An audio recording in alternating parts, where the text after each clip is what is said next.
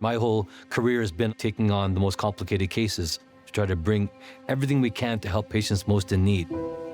Despite all of the vision obstacles, Gentry has lived a pretty normal childhood, gone to school, participated in activities and dance. When I go to dance, I usually just forget everything else that's happening and just focus in on what I'm there for.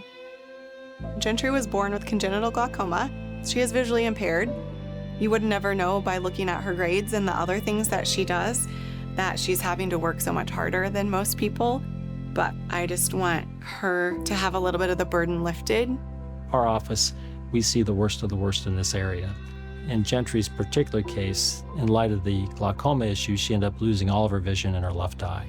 In her right eye, she was in jeopardy of the same problem. She then developed a cataract.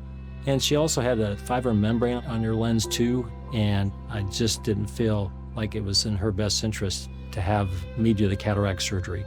If I did have a complication, we don't have a retina service in the other room. We don't have an ocular pathology department.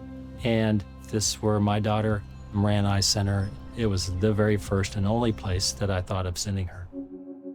Gentry, she's a young patient, got a whole life in front of her. And so the importance and the value of trying to preserve her vision is of the highest you can think of.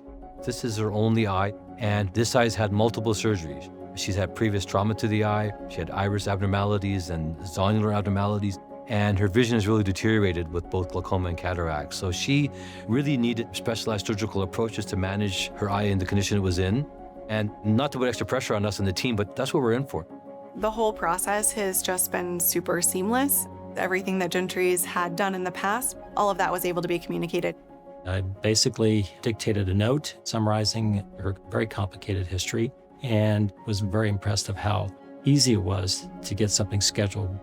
Dr. Ahmed was very respectful to her, even as a teen. He'll usually sit down and talk to me about what he's actually gonna do instead of saying all the big words that I don't know. We're not treating just eyes, we're treating people. Seeing concern from her parents, seeing her worries and addressing them and getting an outcome that was positive, that's a very meaningful human experience for me. When Gentry's surgery was over, he had tears in his eyes when he came to tell me that everything was a success, gave us all hugs. I can tell this is his passion, and he'll do whatever it takes to help save someone's sight.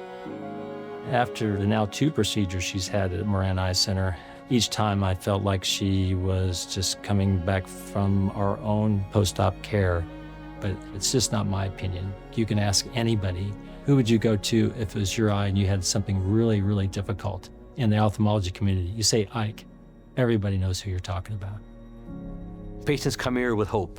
That cannot be established by walls in a building or a machine, right? That's us. And that's why I do what I do, and that's why I'm privileged to be here at the Moran, because we have the ability to do it here. And we want to be available to anybody who needs us.